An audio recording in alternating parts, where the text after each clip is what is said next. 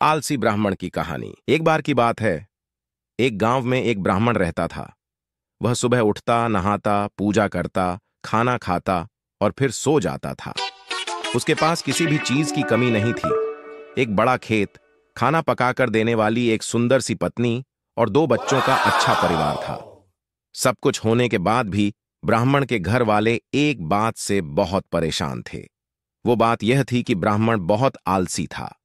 वो कोई भी काम खुद नहीं करता था और दिन भर सोता रहता था। एक दिन बच्चों का शोर सुनकर ब्राह्मण जाग गया और उसने देखा कि उसके दरवाजे पर एक साधु महाराज आए हैं।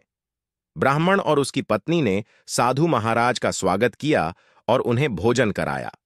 भोजन के बाद ब्राह्मण ने साधु की खूब सेवा की।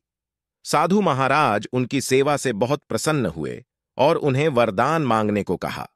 ब्राह्मण ने वरदान मांगा कि मुझे कोई भी काम ना करना पड़े और मेरी जगह कोई और मेरा काम कर दे। तब साधु उसे वरदान में एक जिन्न देते हैं और साथ में यह भी कहते हैं कि जिन्न को हमेशा व्यस्त रखना। अगर उसे काम नहीं दिया तो वो तुम्हें खा जाएगा।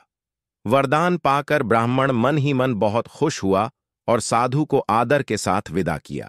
साधु के जाते ही वहां एक जिन्न प्रकट हुआ। पहले तो ब्राह्मण उसे देखकर डर जाता है, लेकिन जैसे ही वो ब्राह्मण से काम मांगता है तब ब्राह्मण का डर दूर हो जाता है और वो उसे पहला काम खेत जोतने का देता है। जिन्न वहां से गायब हो जाता है और ब्राह्मण की खुशी का ठिकाना नहीं रहता। कुछ ही देर में जिन्न फिर आ जाता है और बोलता है कि खेत जोत दिया, दूसरा काम दीजिए। ब्राह्मण सोचता है कि इतना बड़ा खेत इसने इतनी जल्दी कैसे जोत दिया। ब्राह्मण इतना सोच ही रहा था कि जिन्न बोलता है कि जल्दी मुझे काम बताओ, नहीं तो मैं आपको खा जाऊंगा। ब्राह्मण डर जाता है और बोलता है कि जाकर खेतों में सिंचाई करो। जिन्न फिर वहां से गायब हो जाता है और थोड़ी ही देर में फिर आ जाता है। जिन्न आकर बोलता है कि खेतों की सिंचाई हो गई, अब अगला काम बताइए। ब्राह्मण एक एक कर सभी काम बताता जाता है और जिन्न उसे चुटकियों में पूरा कर देता है। ब्राह्मण की पत्नी यह सब देख रही थी और अपने पति के आलसीपन पर चिंता करने लगी। शाम होने के पहले ही जिन्न सभी काम कर देता था। सब काम करने के बाद जिन्न ब्राह्मण के पास आ जाता और बोलता कि अगला काम बताइए, नहीं तो मैं आपको खा जाऊंगा। अब ब्राह्मण के पास कोई भी काम नहीं बचा जो उसे करने के लिए कह सके। उसे चिंता होने लगी है और वह बहुत डर जाता है। जब ब्राह्मण की पत्नी अपने पति को डरा हुआ देखती है तो अपने पति को इस संकट से निकालने के बारे में सोचने लगती है। वह ब्राह्मण से बोलती है कि स्वामी, अगर आप मुझे वचन देंगे कि आप कभी आलस नहीं करेंगे और अपने सभी काम खुद करेंगे तो मैं इस जिन्न को काम दे सकती हूँ। इस पर ब्राह्मण सोचता है कि पता नहीं यह क्या काम देगी। अपनी जान बचाने के लिए ब्राह्मण अपनी पत्नी को वचन दे देता है। इसके बाद ब्राह्मण की पत्नी जिन्न से बोलती है कि हमारे यहाँ एक कुत्ता है, तुम जाकर उसकी पूंछ पूरी सीधी कर दो।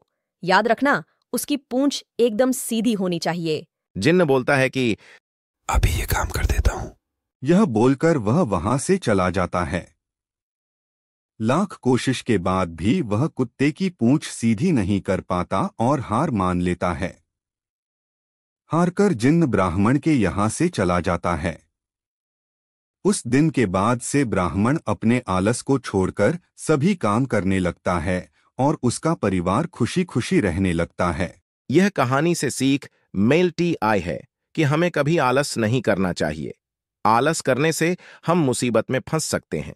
इसलिए हमें आलस छोड़कर अपना काम खुद ही करना चाहिए।